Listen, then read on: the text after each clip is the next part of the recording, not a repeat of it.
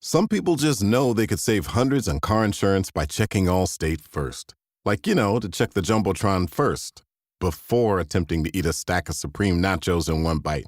Now you're just a meme that everyone shares on game day. Checking first is smart, so check Allstate first for a quote that could save you hundreds. You're in good hands with Allstate. Savings vary, subject to terms, conditions, and availability. Allstate Fire and Casualty Insurance Company and Affiliates, Northbrook, Illinois.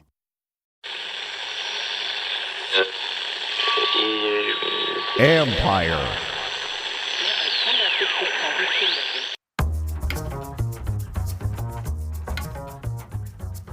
Hey babies, hey babies, hey babies, hey babies, hey babies. Hi everyone, hi everyone. Wowza guys, what a weekend. What a weekend everybody. Pre-free agency mayhem. We probably should have predicted this, Callow. Like for a couple months I've been looking at the free agent list going, that's not awe-inspiring. That's going to change much of your roster or get a lot of like difference-making players. There's hole fillers basically out there, with the exception of maybe receiver. But outside of that, there's not a lot of guys there. They're going to change your roster. So maybe we should have predicted this, that before it even started, everybody was going to make sure the best of the bunch were off the board, which is kind of what happened over the weekend. Yeah, I mean, this was kind of fast and furious. It was almost like free agency opened up. That's how it felt like to me, because it's just they started pouring in, and then you start getting to the names that like you're not even really familiar with because they've been on someone else's team for so long. Yeah. What do we call this? Because today is supposed to be the legal tampering. Is this the pre-legal tampering? Like, I don't even know what to officially call this one, because this was just kind of like funny to me, the way it all kind of shook out ahead of today's action that's going to happen. I mean, typically I would start with what the Commanders have done, what they didn't do, and what I expect.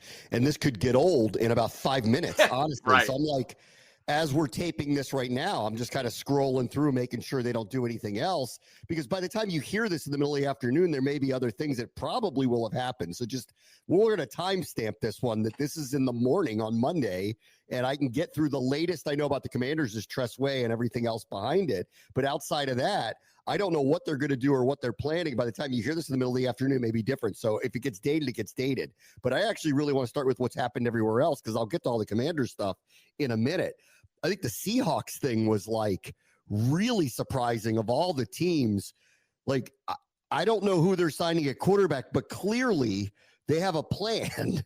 So to just trade Geno Smith for a third round pick, like kind of out of the blue, to Pete Carroll, who wants him back, solves a problem for the Raiders, which says to me, I guess Aaron Rodgers isn't going there. I guess Sam Darnold isn't going there. Or they feel like we could do a short-term bridge with him that's just as good, if not better, than Darnold, and pay him less. And Pete Carroll knows him. So like that actually makes a little bit of sense. Then DK is traded to Pittsburgh. When he asks for a trade, gets sent to Pittsburgh. This one's a little surprising. Like, what are they doing? And I guess we're going to find out in the next couple of days if Aaron Rodgers shows up there or Sam Darnold shows up there. But I'm not sure that either one of those solutions are actually better than Geno Smith. And I kind of don't know what they're doing with a coach in Pete Carroll getting a veteran quarterback he knows in his 70s to try to jumpstart the Raiders makes a lot of sense to me. Seattle with a second-year head coach ripping up their offense and getting rid of their best player and not having a succession plan at quarterback. I guess I got to wait and see and find out what in the world they're doing out there. One, our boy Sam Howell is clearly not an answer out there. That's answer number one. Two, I don't know. They won't come out and say this, but there were times last year where Geno and that offense didn't look good. And don't get me wrong, he was under duress like so much. They have a bad offensive line, but right. Yeah, go ahead. Yeah. But I think what I'm getting at here is I think they just hitting the reset button. Like this was a new regime last year. They had a winning record with that crew though. So that's what was funny. They didn't make the playoffs, but they had a winning record.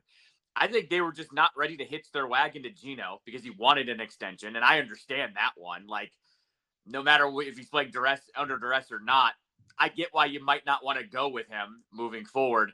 The DK one's funny though. Like you don't let guys like that go. This one is kind of like the AJ Brown trade when the Eagles got him from the Titans. DK's the same type of wide receiver.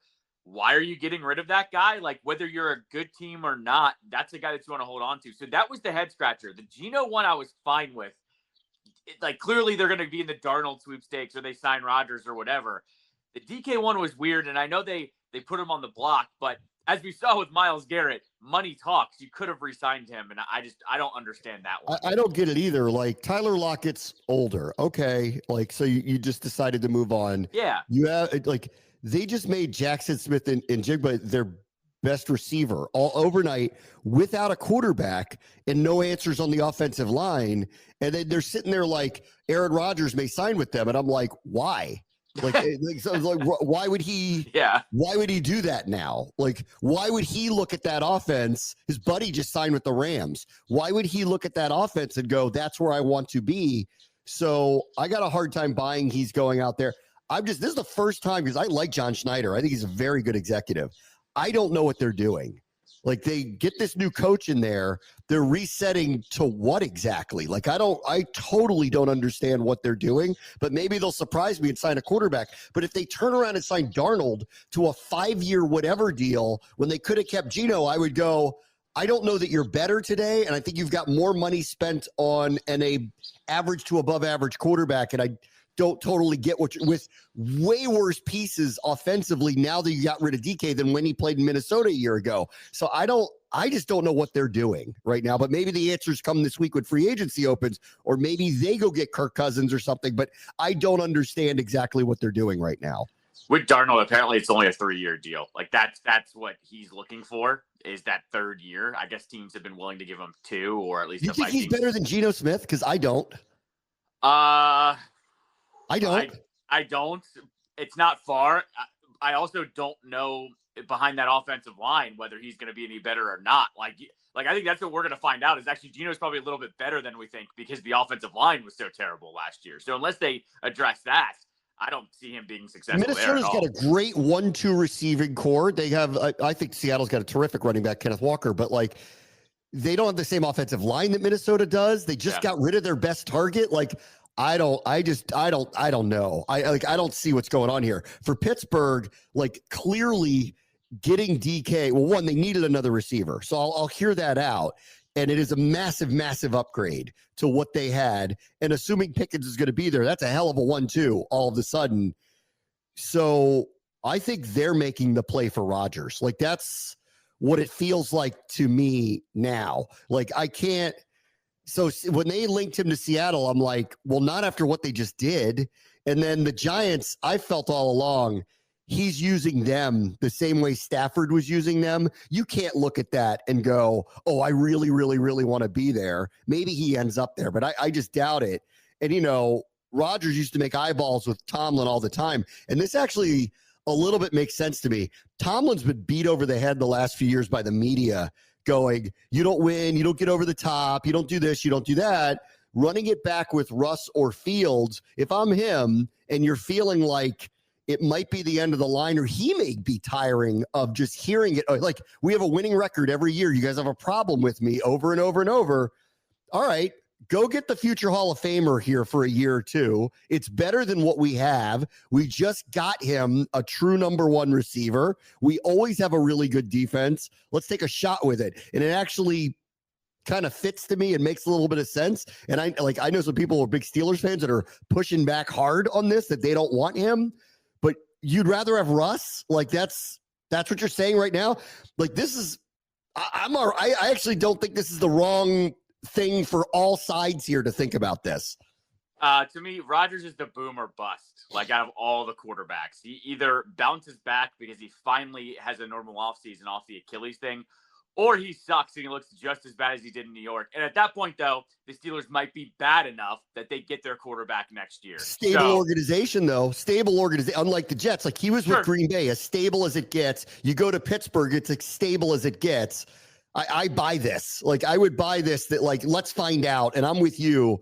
I really don't know what he can contribute any longer, but he's got a better shot there than he does run into the Giants, where they have fired 1 million people. The team's not nearly as good. They're really in the wrong division right now. Like, and now with Seattle, well, now they just got rid of 2 of their 3 best receivers and don't have an offensive line. Why in the world would he go out there? Like, that doesn't make any sense. No, I agree. Like, I don't see him going to the West Coast to any of those teams, honestly. Like, I don't see that happening. With Pittsburgh, what I find with Pittsburgh funny is that what's going to be funny, too, is you can actually pitch him to just be a professional quarterback there. Like, Najee Harris is a free agent. They're going to get another running back. Like, they could actually go with that Steelers offense and just say to him, we don't need you to do that much. And hey, when DK's running down the field, chuck it up to him. He'll go ahead and get that for you. So I will say, like, he's going to have a good wide receiver combo, but I bet you they still even try to run that typical Steelers offense. Yes. Let's see. His buddy took off on him. He goes, Devontae Adams signs with the Rams, gets a 2-year deal. I guess they're just working on the assumption this is an upgrade from Cooper Kupp because Adams is healthy and available. Different style of receiver. I haven't really totally gotten the Kupp thing. I think there must be something like they're worried about him physically. I mean, that's the only thing I can come up with to want to move away from him. But this is getting them a number 1 again. And with Stafford re-signing, maybe they promised him we'll figure something out for you. And so they got him. So that one's off the board for Washington now, too. I know we were having a couple discussions last week, like, could he be the other receiver that Washington's going to sign? And I guess it's not going to happen. This one was baffling to me of just how much money they gave him while moving off of Kupp. I thought, they'll replace Kupp with a veteran. I didn't think they were going to hand him 2 years, $40 million, which is exactly what I told you what that contract was going to be, right? Like 1 or 2 years, $20 million per. That's a good price, but it's making me scratch my head of you're getting rid of Kupp for that. All right, I don't really know what the deal is behind the scenes now, because now this really is kind of baffling. This actually worries me that Kupp physically, they just don't think he can hold up for. That's probably why they're doing what they're doing. One of the other ones that popped up over the weekend was Baltimore made sure that Ronnie Stanley didn't hit the open market. He was not close, the best tackle available heading into the free agency. And they probably felt as if we just kind of have to do this because we're not going to be able to replace him with anybody that's available unless we're drafting somebody. And for them, at this stage, they're kind of like Buffalo with what they did with Josh Allen and Greg Rousseau and all that stuff. They're just like, we are who we are. We have a chance to win every year. Why would we endanger that by like weakening a position if we don't know that we can do better than this? Stanley would have had a market. There was a lot of reporting linking him to here, which would have been really interesting if he was available. That means they probably were going to move Brandon Coleman either to left guard or right guard or maybe right tackle. But that's all if that reporting was totally true. We've seemingly been linked to literally everybody, so I don't know totally what to believe. And I want to reiterate, Adam Peters talks to nobody, which is why everybody's guessing about what they're doing. So whenever I see these reports, it's a total grain of salt, even to me. Like, this is a very, very tight ship being run over there. They're not talking to anybody. So did they want Ronnie Stanley? I have no idea whether they actually wanted him. Logically, I think they need to improve their offensive line. He was the best offensive lineman. If you get him, he's a tackle. That means Coleman moves, but that's only if they really were interested in him. But it's all a moot point now anyway. No, exactly. But like you said, he was bar none the best offensive lineman that was going on the market. I actually was finding it shocking that he hadn't signed with Baltimore yet, but clearly this weekend was the deadline for a bunch of teams that got a bunch of movers and shakers to actually finish off what they needed to in terms of contracts of guys they actually want to keep. Not surprised Baltimore keeps him. They need him. Yeah, it depends when you're a free agent. This was a good year for him to be the free agent because he's sitting there going, there's nobody better than me. So I'm going to have a market. You know that. If you actually really want to keep me here, you have to sign me on my terms because someone else is going to give it to me. And, they probably got to this point because they probably didn't want to pay that number, but there was nothing they could do. Yeah. So they did the right thing. You're not going to weaken yourself with an offense like that. Like, why would you go about and do it? So they went and did it.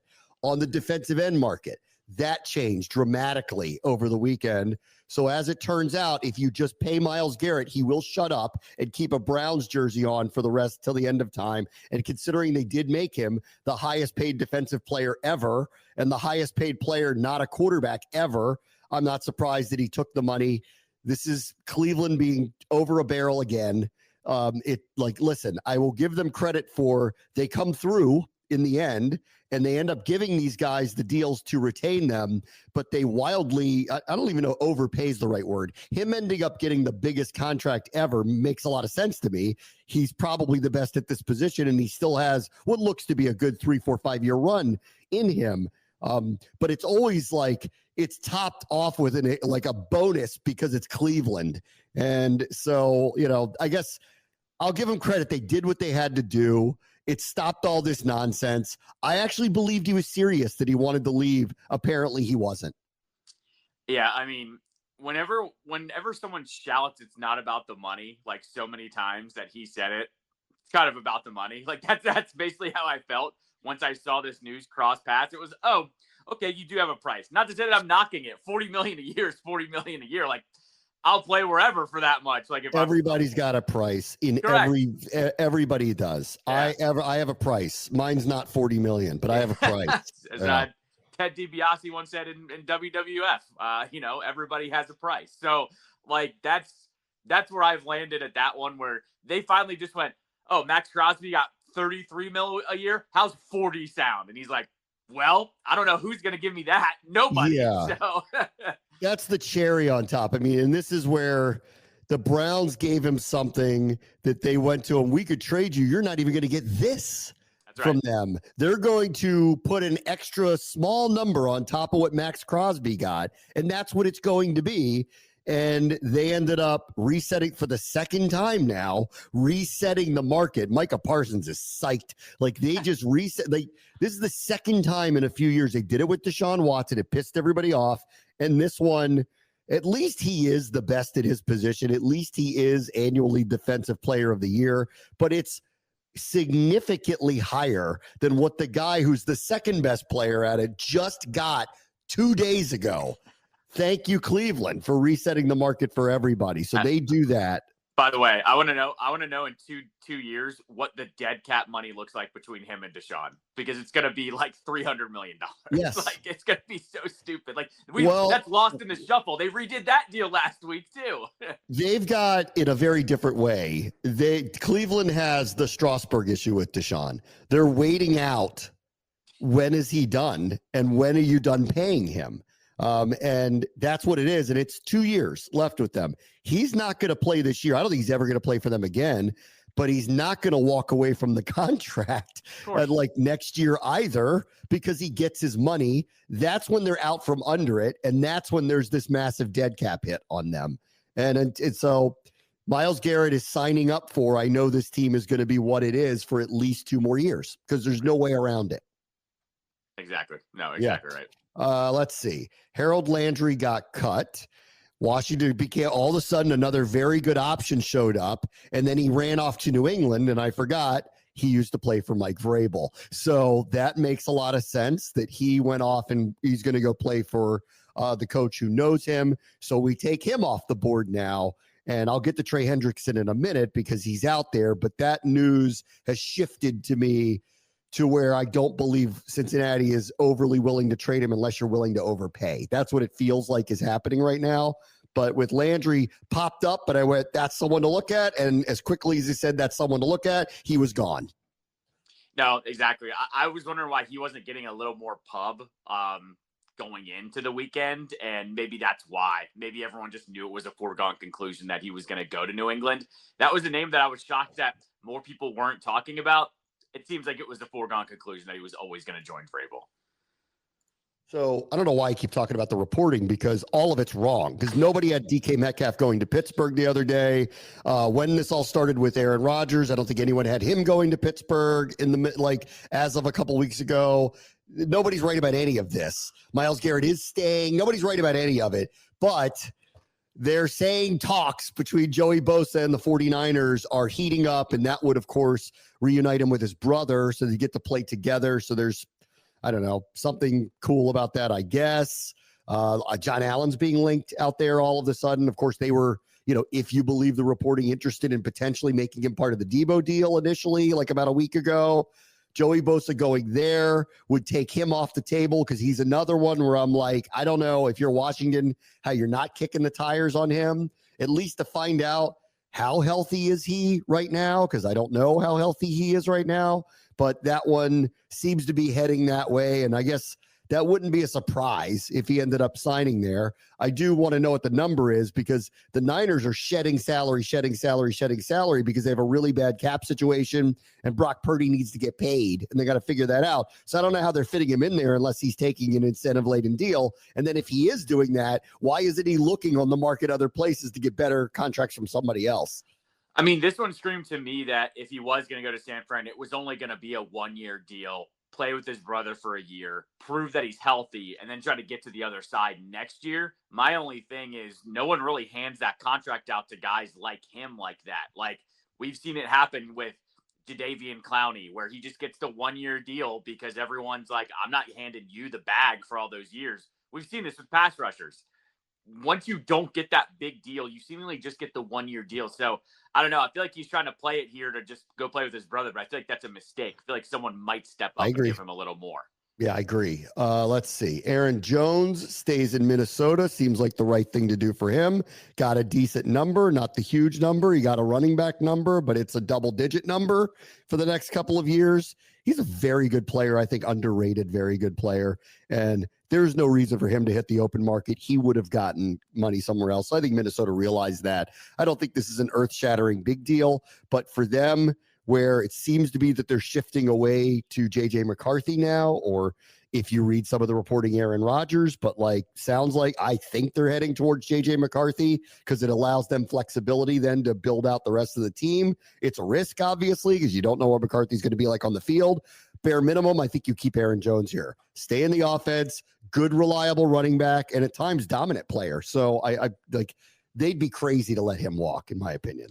Yeah, this is a no-brainer. You keep your normal offense as normal as you can, and Jones, no matter who's going to be back there at quarterback, he's going to be an asset. So yeah, that was a smart decision. The last one, because they haven't done anything yet. The Giants are going to do something nuts really soon, really soon. If they strike out on Rodgers, because everyone's got them linked to him all of a sudden. And I think, like Stafford, unless they give him some ridiculous offer he can't refuse, and I'm not sure what that would be, I think he's going to use them to get to somewhere else, just like Stafford used the Giants, or tried to, and ended up re-signing with the Rams. I think Rodgers can't possibly think that's a good scenario to go to potentially end his career and have a shot to win. I mean, give me a break. You just either want to just stay in New York or you want to take the biggest contract you can get. And so if I'm like, listen, if I see Pittsburgh serious, I wouldn't go to the Giants. I would go to Pittsburgh and try it there for a couple of years. That's what I would do. So when they strike out here, because I assume that they will, they're going to do something nuts here soon. They're either going to give Tennessee the most ridiculous thing you've ever seen to get that number one pick, to get Cam Ward, or they're going to make some kind of trade for Kirk Cousins. But they're like Ron that year that he got Wentz, where they're so itchy to do something crazy. Maybe they're the ones that give it up for Anthony Richardson or something like that. They're going to do something where we're going to go, wow, you guys are desperate. And it's going to mark it down. It's happening soon. It won't be nuts, but it's still not going to go over well. I think there where Russ goes. I think they sign Russ and they pump it as this big, look at what we've got. This is the guy. You and I kicked this around a few years ago. We're like, Russ likes the spotlight. I think in Pittsburgh, they asked him to be quiet and he listened, where Tomlin was like, they don't like that here. And he was fine. He's going to sign in New York and we're going to get Russ. We're going to get Instagram Russ back, where there's videos being taken of him leaving the house. I think it's going to be Russ, and it's going to go terribly. That's my prediction. Well, let me just say these two things, and they do not go together. Russ, lame duck coach. That is not a flat circle, guys. That doesn't go well. Right. And so if that's what it is, it wouldn't be nuts, and it wouldn't cost them $1 bazillion. But it's one of those where you go, don't even hold the press conference because it's not going to go well. We all know it's not going to go well. Fields, by the way, is linked to the Jets all of a sudden. Yeah. And you know what? I think that's a pretty good, risky, but pretty good play. Like, he's a pretty good option. He's a very talented player. Like, will it click for him? I don't know. I thought it would in Pittsburgh. I'm like, this would be a good spot for him, especially with Arthur Smith. I'm like, that's a good place for him to probably go. With the Jets, they're sitting there going, we don't have a quarterback right now. We're not picking number one. Do we want to leverage everything in our first-year head coach to go get number one? Probably not. This actually feels like the right move for them. The Giants, I think they're kind of in the wilderness right now. I think they're like obviously publicly desperate. I don't know why the people who are making the decisions are allowed to make those decisions again, but they are, which means why they're going to do something desperate. And there could be something crazy coming. Like, I'm not kidding about Anthony Richardson. Like, I saw inklings of the Colts would move on from him. No kidding. After what happened a year ago, do they do something nuts and try to convince themselves they can work with that guy? I don't know. I think with Fields too, Tyrod Taylor's really well liked in that locker room. That's like what all the reports are. Like, he's gonna be a holdover and stay there. And they've even said, like, if they have a young quarterback, they wouldn't mind starting Tyrod while whoever that is develops. That screams the same thing with Fields if that does indeed happen. So I wouldn't be surprised if Fields is where he ends up, or New York is where Fields ends up landing, just for that reason alone. Yeah, and lost in the shuffle is our boy Dimes. Dimes doesn't quite have a home right now. So let's see where he ends up. Right. It won't be in New York again because the Jets know they can't. I mean, come on. You're asking for it. So you're running out of spots. Could he end up in Seattle? Maybe.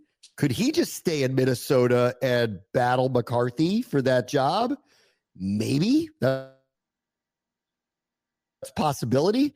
Does a place like Tennessee, where they try to go Tannehill Part 2 and go, let's just bring him in here. We don't want to take Cam Ward. Let's trade number one. Let's bring him in. He and Levis fight it out. Let's see how it goes. I don't know. He's an interesting one to watch. And I haven't heard his name very much because most of the time, longtime starting quarterbacks get second chances all the time. It hasn't happened yet with him. I think Minnesota is probably where he ends up landing. It sounds like he just wants a chance, and he'd probably be at peace if McCarthy beats him out. That's where I would land with if I was him. If not, if you go through the Shanahan car wash out in San Fran, like, I think that's one that you throw out there just in case Purdy doesn't get re-signed. I think that one. I think he sticks with that kind of tree because clearly he was well liked in Minnesota after he was brought in, after he was cut from the Giants. The other one I would think about if I were him, and it really would depend on money, and it probably is too much money. But like, if I'm Kansas City, I'd rather have someone else behind Mahomes and Wentz personally. Yeah. And if someone like that was available and was willing to be like the backup for a year and go through an Andy Reid car wash, I would look at that too. And that's where I would look for him. All right, let me take a quick break. We'll get into what the Commanders have done and haven't done next. Brave Watch the Show, ESPN 630, the Sports Capital.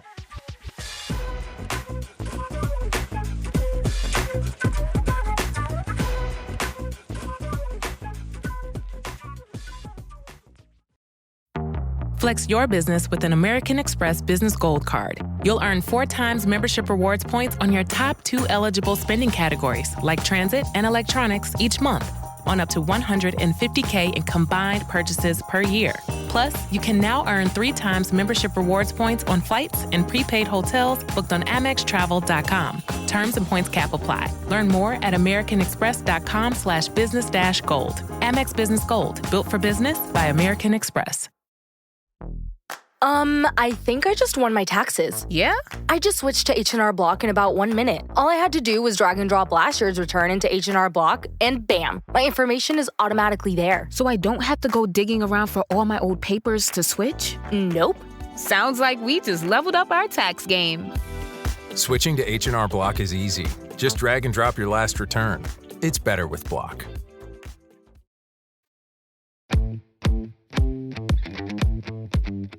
All right, welcome back. Again, I want to timestamp this because, by the time you hear this, we tape this in the morning. By the time you hear this is one of those days where things could change. So all we could do at this point is talk about what the Commanders have done and what they haven't done yet as they head into tampering period, which opens today. You can't officially start signing people until Wednesday, but deals are basically done starting today with a number of the top-tier free agents, and I would assume some trades will go down as well after people strike out on whoever they're trying to look for.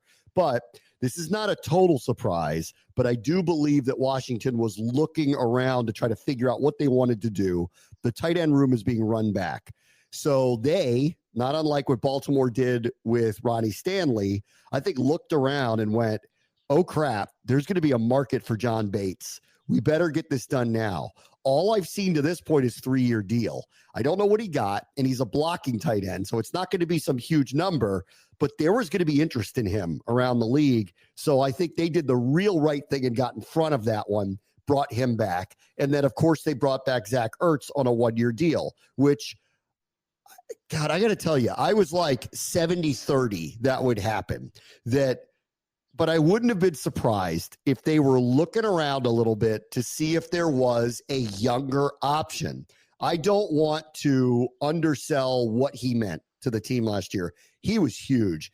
He built a connection with Jaden Daniels. He built a connection with Cliff Kingsbury again. He was all in. He talked about being rejuvenated here. He's a pro. Man, did he come through for them, especially late in the season, over and over and over. The things he does not do is he's not an explosive player. He's not a run after the catch player. And he's in his mid-30s now. And until last year, he was injury prone for at least the last couple years. So I think that they were probably, if they're being honest, looking around to see, is he still their best option? The other issue is, and I think it's a no-brainer if Ben Sinnott had developed to a point where I think they hoped he would, where they could go, just bring him back. He may not play as much because Sinnott is going to play more. I don't know that that's going to happen. So they're running back the tight end room, but probably not exactly as they envisioned it. This is a big year for Ben Sinnott because the Commanders basically surmised they can't do better than Ertz in a lot of ways. So even if he has a few warts on his game, which is he going to, break a bunch of tackles and make some big plays? He's not. So when I've talked a lot about they need to get explosive players, this was a position group I thought they might look at. That's not what happened here. This is a big year for Sinnott. He needs to emerge. He needs to be playing more. He needs to find a role. And I don't know whether or not that's going to happen, because I will say this about Ertz. Great guy in the locker room, leader, very reliable player. But if you're being real, there's a level to go to from that position in the modern NFL that he can't provide. This is a big, big year for Sinnott to prove that he earns more playing time than he had a year ago and not force that many snaps on Ertz as well. No, I thought with Ertz too, just to your point of like being 70-30, Ertz said all the right things. I talked about it last week where he said, he loved playing football again and he liked, coming in every day and he liked playing with Jaden. And, that's all warm and fuzzy, but I also thought maybe there is an opportunity to upgrade out there. I think what ultimately happened was they said there isn't much of an upgrade out there over him. And we'd rather just have the steady hand with him and Jaden having that chemistry. And look, say what you want. Will Ertz break those tackles like you just said? No. But he does catch just about everything that comes his way. He had very few just blatant drops last year. And so that does speak for itself, especially with how good they were in the red zone too. He went early and often to him in the red zone. And as you said too, second half of the year, he was clutch. I think they looked around and went, you know what? I don't think we're going to get much better than this. Let's just run it back with him and see how it goes. That's what I think the calculus ended up being. I think it took till the end to get to him. Yeah. I think they wanted to look around. The second Mike Gesicki signed with Cincinnati, because he was the one I watched and I went, this is a little higher tier, a little bit younger receiving tight end. Do you want to spend a little bit more to get a guy who gives you a few more plays down the field than this player? Once he re-signed with Cincinnati, I went, there's nobody better on the open market unless you're trading for somebody. Why would you trade for somebody at this position unless it's Kyle Pitts and you want to take a shot on somebody who's got a high-end athleticism, just hasn't clicked where he is? He's clearly not available. This was a logical conclusion, but I think if they're being honest, I think that they probably looked around to see, can we improve this? And part of it was they drafted Sinnott very high. The expectation was he's going to kind of take this position over, and in some other ways too. He's a versatile player. They described him kind of Kyle Juszczyk-y. By the time the end of the year rolled around, he wasn't playing very much. And so this is a huge year for him. The other thing with Ertz, and I think we learned this year, and he actually talked about this in the middle of the season, Dan Quinn made him back off of his routines because he felt he was his own worst enemy a little bit. Ertz is a workout, aficionado. He is a grinder, and he was hurt. I think it was their opinion that he was hurting himself a little bit. Like, his whole idea was getting himself in the best shape possible. He was overdoing it a little bit, and they forced him to pull back, and it helped. It got him through the season. I don't want to undersell how clutch he was for them. He was. I don't want to undersell his leadership, but welcome to big-time sports where if you can find a better person who could produce a little bit more, you will go in that direction. They didn't. So the explosive playmaker stuff will now have to fall to receiver, which they addressed partially with Debo, and I think potentially running back too. I think that's something to watch in the draft. No, 100%. Running back is where I think they're definitely going to pick up somebody in the draft in that aspect. For Ertz too, I think once again, this also factored in as well. Not only could they not get much better, they also looked at him and said, he fits in the locker room. Like, that could be screwed up if we sign someone else as well. Like, that's just another layer to all of this of, we know he'll work in with this group fine. Let's just go with the steady hands, literally and figuratively. This was obvious that Tress Way would return. I know he's in his mid-30s now, but he's as good as it gets in the NFL. It's not even just the punting. The holding with all the different kickers. I refer to him as Gold Glover Tress Way. He's just been terrific for them. I believe he's someone that deserves his name to be in the Ring of Honor when this is all over. Yeah. Because of the career that he's had here. That I think he would join Mike Bragg would be the only other punter that's ever gotten to the Sammy Baugh, technically. Sammy Baugh, right. Sammy Baugh. So two of them been to the Ring of Fame. He's great. 1-year deal, no-brainer. I mean, I don't even know what to say about it. Just a no-brainer. Bring him back. What's funny with Tress now, too, is like, he wasn't even used that much last year. So I'm like, as he gets older, it's all right with me. Like, he's not punting as much as he used to either. So, like, yeah, just lay that one in. Team captain, good guy as well. And, like, look, the guy gave Jane Daniels number 5. Like, give him another year here on the team. Like, it's fine with me. I don't care. That's fine. This one was a bit of a surprise. Jeremy Chin was not re-signed yet. I don't know that he won't be. I've kind of been under the understanding that he was a priority for them. I think they thought if Bobby Wagner wants to come back, they'll get him. If Zach Ertz wants to come back, they'll get him. If Tress Way wants to come back, they'll get him. There will be a couple others on this list where if they want to come back, I think they'll get him. Olamide Zaccheaus comes to mind. A couple of others that, like, if they want them to come back, they will. Chin has a market for sure and appears to want to test that unless something changes literally today. And then, I hinted at this last week. There were a couple of names specifically from the 49ers that popped up all of the sudden. And so I think there are some options at the position, and I guess they're going to look at it. I'll reiterate what I said last week. Again, not unlike Ertz, but different because he's younger. I think Chin's a fit here. His play style is definitively a fit here. His versatility is a fit here. He's not a perfect player. In coverage, he can get caught. And with really good receiving tight ends, that was a problem a year ago with him. But everybody's got their warts. There are no perfect players. He seems to be the right guy at the right time for this team. So I'm a touch surprised that he hasn't been re-signed yet. But I guess maybe he wants to see what's out there and then talk about what that number is and see if we can come to terms on it. Yeah, this screams to me that they are just far off on what they think that he's worth. That goes for both parties because look at the dominoes that have fallen. It's Wagner, it's Ertz, it's Tress Way, 3 veterans that they knew, like, most likely probably didn't really want to test the market either.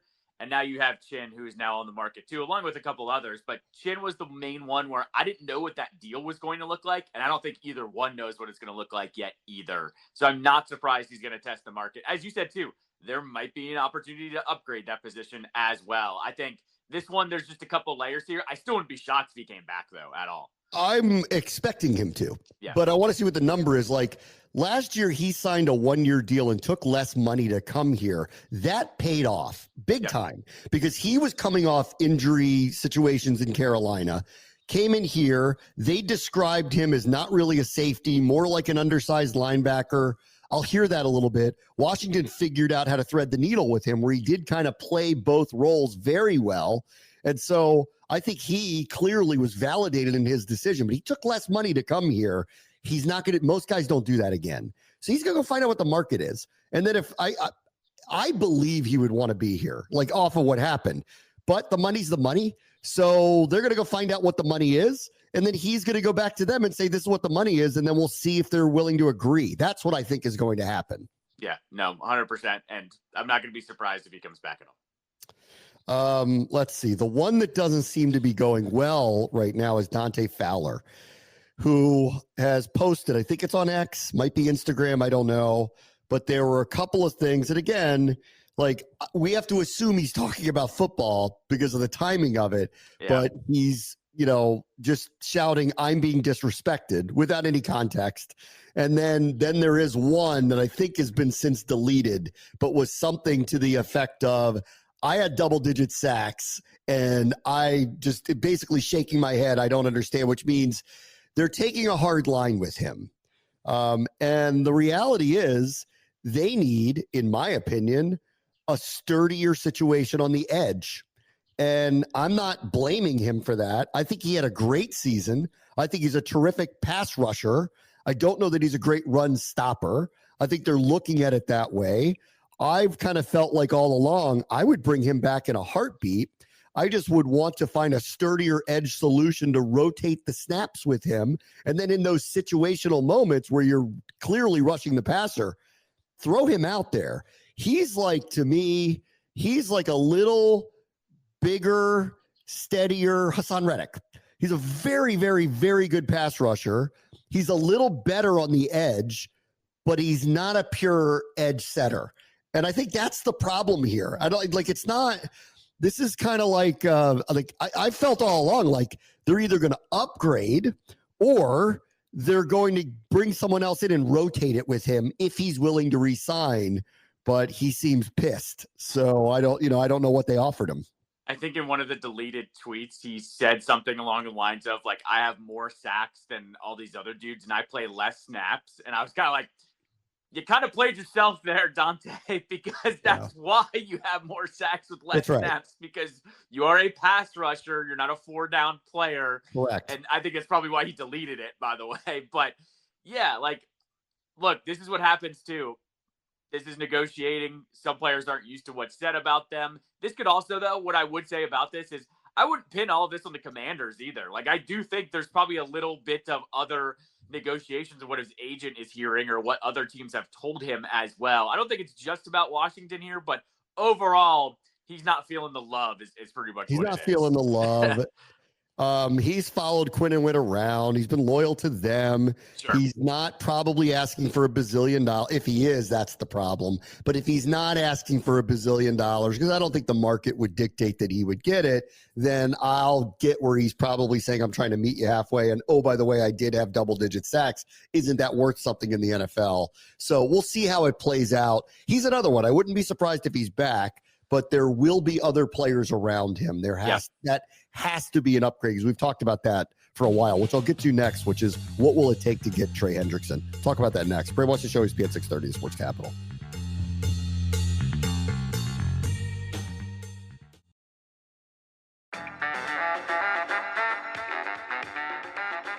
All right, welcome back. So what will it take to get Trey Hendrickson? Good Chiron. What will it take? So now, after hearing Hendrickson do an interview on a Cincinnati TV station at some charity thing he was at, the way he put it and the way he sounded, if you listen to this, made it sound like, I'm not against coming back here. This isn't a line in the sand. He's like, but I want to get paid. And these guys don't want to pay me. And the Myles Garrett and Max Crosby deals complicate that a little bit for Cincinnati, because while I'd like to think that Hendrickson doesn't think he's going to get what Myles Garrett is getting, I don't know what he's thinking now. And then the other part of it is, what would Cincinnati need to get rid of him? And if DK Metcalf only gets a second-round pick, then Trey Hendrickson is only going to get, at most, a second-round pick. But if you believe the reporting, they seem to have wanted what they call a premium pick, a first-round pick to come back for him. And I just have a funny feeling that Washington isn't going there. But would they part with the second? Maybe. It's low. So maybe they would do that. A higher third is what they have because of, all the trades that they did a year ago. That's a maybe. I would think that they would offer. But what will it take to get him? I don't know. And do I believe Cincinnati really wants to deal him? I actually don't think so. So I'm not sure where this is going to land. All that said, they're adverse to giving people money. And because of what happened with Crosby and Garrett, I have a feeling they're going to be adverse to giving it to him too. So let's see how this plays out. I think the most shocking thing over the weekend, don't get me wrong. You and I have talked about how Cincinnati's reluctant to give money, but they haven't gotten one deal done yet. Give me Chase or Higgins or Hendrickson, and it hasn't happened at all for them yet. And you and I talk about how just get it done now because it's going to be more expensive later on in the summer anyways because the market resets itself. I'm shocked they haven't at least gotten one deal done. So I'm not surprised at all that he went to the team. And I don't know if you heard what he said too. He's like, I met with him in person. I didn't want this to be misconstrued. He's like, I just want a chance to go get paid. And they're giving that to me. Yeah, because I think he knows the writing is on the wall. That offense is what everyone pays for these days. Not a lot of defenders, or if you're given the choice, you're going to pay the offensive player. I think he knows that he's kind of the odd man out here. But I just don't see him paying all three. So I think he's going to get moved on from. What does that deal look like? I don't know. But the Bengals are more privy to move him. This isn't the Myles Garrett situation where they're going to hand him the money. I think they want to move him instead of paying him is what I'm getting at here in the end. By the way, if you want our first round pick, we will take Jamar Chase. Right. Yeah, of course. I will speak for the front office. I'll give you our first round pick for Jamar Chase and we'll pay him. Thanks. All right. Before we go real quick, Caps got hot in the third against the Red Wings and the Kraken and beat both of them. So nice weekend at home here. Nice weekend at home. Friday was great. 2 shorthanded goals in the third period. That was fantastic. That's how you bury a team. Seattle, same thing. Slow start. Both of them were slow starts. They pull away yesterday. Ovechkin had a hell of an empty net goal last night yesterday. Yeah. That backhand from halfway down the ice was fantastic. We didn't get a chance because it's a million years ago. They did make a trade. They traded for Anthony Beauvillier from the Penguins for a second-round pick. I wish they would have done a little bit more. I'm not overly critical, though. I know Ryan Leonard is on the way. The shock of Friday, though, was Brad Marchand going to Florida. That was the shock of all shocks. That's going to be weird to see that. That's weird. For a second-round pick, that could be a first if he plays in half of their playoff games. Color me interested in that. If he was on the Caps list, I would have loved for that to have happened. But all in all, good weekend for the Capitals. They hit the West Coast starting tomorrow. Yep. And I also want to congratulate my boys at AU who beat Colgate, who had won the Patriot League 4 years in a row, beat them yesterday at Bender Arena. So they're going to now host the Patriot League Championship because they were the 2 seed. The 1 seed Bucknell lost to Navy. So they get Navy Wednesday night. And I already got my tickets. I will be there. So I will see. Hopefully, come join us. Bender's been packed for these playoff games. Come to Wednesday night. There weren't many tickets left. So get them fast. I'll be there with my family, going to root on my alma mater when they take on Navy Wednesday night. Do you know the last time that Navy has won the Patriot League? Do you know? Is it David Robinson? 1998 would be your last time they won. So it's been a minute for Navy. But how about that? Local versus local. So how about that? Yeah, I love it. Okay, everybody. Talk to you tomorrow. Brave West Show, ESPN 630, the Sports Capital.